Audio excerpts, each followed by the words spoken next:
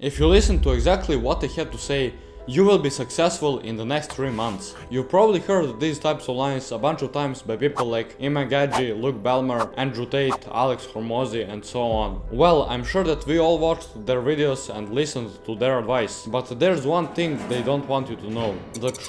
The raw idea that separates them and everyone else. They have been hiding it all this time. But why? Why don't they want you to know this? Don't they want what's the best for you? Don't they want you to escape the matrix, to fight against puppet masters? Well, no.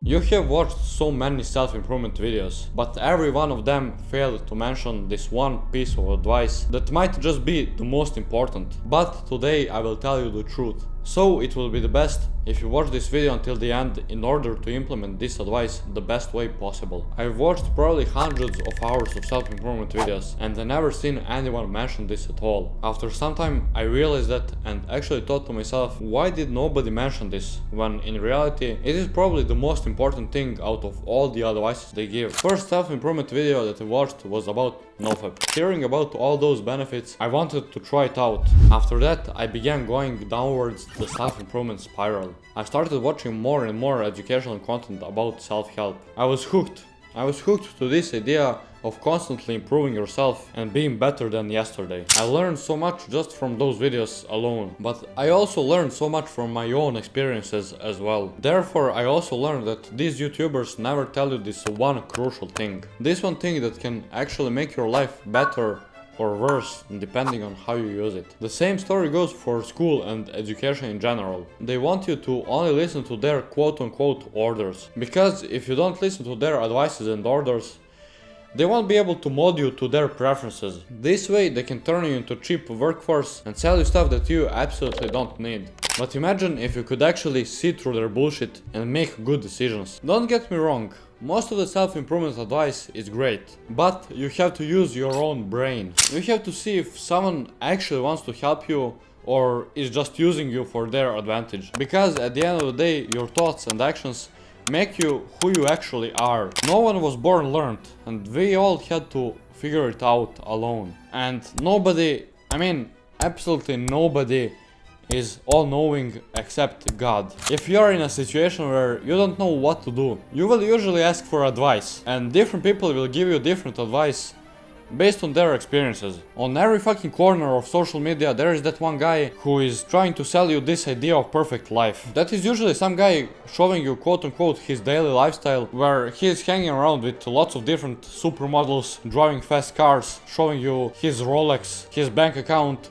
living in a huge penthouse, and overall living a fun life, as most people would say. And he is telling you that you could live that life also only if you bought his course. Doesn't that sound really stupid? Also, some of them are changing their mind and opinions every week, like Hamza. He contradicts himself, but I just don't like how he changes his mind every 3 to 4 weeks. Sure, people can change their morals and values throughout the years. I don't think the same as I did 2 years ago, and it's totally normal to change your mind, but not every fucking month. But also, you should take advice from people who are in a position where you want to be. Besides that, you should still have your opinion on things. The thing is that a lot of people literally become that person.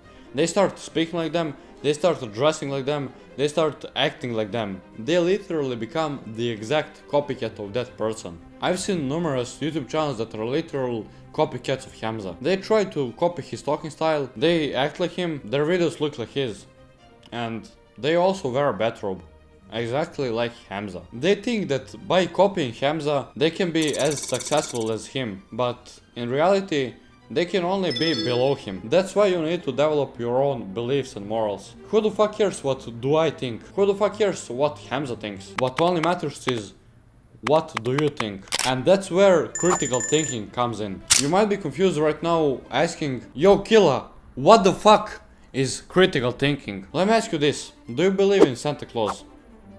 That's right. Do you believe in Santa Claus? Why do you or do not believe in Santa Claus? You were told that he exists and you choose to believe in it or to not believe in it. Now, that is critical thinking, or by definition, it is the ability to effectively analyze information and form a judgment. You probably used critical thinking in the past without thinking about it. But when it comes to education, in school or over the internet, you do not stop for a second to think if the information you just consumed was right or not. Why the fuck do you believe in everything you hear or see? People lie. They lie for their advantage. Not everybody wants what's the best for you. And as that saying goes, nothing is free. Nothing is free. You pay one way or another. Whether that be your time, attention, money, dignity, whatever it is, you pay one way or another. What do you think? Why does Andrew Tate still stream and record? Why does he still provide value? Why does Imran Ganji record for YouTube and gives quote unquote free advice? Because they get paid a lot when you give them your attention. Attention is the currency of 21st century. I'm not saying that these people are bad or give bad advice. I'm just saying that they earn a lot of money just because of you. Just because you're giving them a lot of attention. Most of the people have the same opinion on everything based on what content they consume. Ask them some question that requires some deep thinking and they will give you some short, sloppy answer. What do you think? Why is that? Good answer, because of the internet. Doesn't this look a bit like communism? If you say something that goes against the country or you point out the obvious problem, you will get punished for it. Even if they promised you free speech. Exactly like social media. All of them promised you quote unquote free speech, but as soon as you say something against LGBT for example, you will get punished for it. Whereas if you promote it, there aren't any consequences. You might even get rewarded for it, because shoving up corrupted standards down your throat is alright, I guess. And now I will teach you how to exactly use and practice critical thinking, therefore people will never be able to force their words upon you. I have a friend who doesn't think about anything. He doesn't think about possible outcomes and consequences. He just does stupid stuff for laughs. And it is almost fascinating how he never stops for a second and thinks, oh, I could get in trouble for this. People like him are first type of people. They go through life without thinking about anything.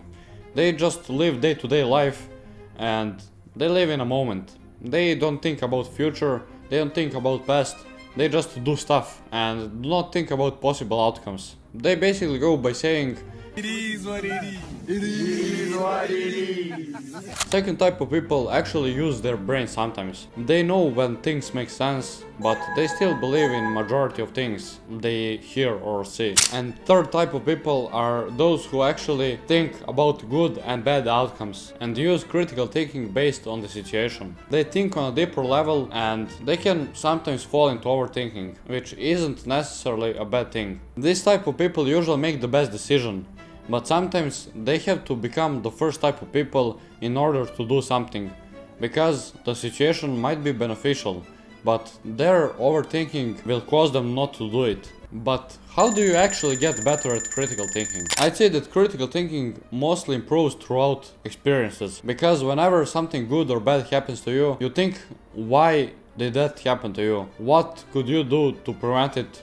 or do better? What could you do differently? So basically just think about it. Think about the situation you're going through and just ask yourself questions. Also, critical thinking improves so much when you're giving advices to other people, because you're putting yourself into their shoes. You're thinking about their problems and you think what you would do in their situation. Therefore, thinking about everything you hear on the internet will also improve your ability to think. So basically, finding solutions is the best way to improve your critical thinking. But how to know when to actually use critical thinking? It's easy. When you're confident in your actions, you won't even think about it, you will just do it. And if you want to be confident, you have to be respected. So I would recommend you to watch this video where I talk about how to gain respect. Click here to watch it.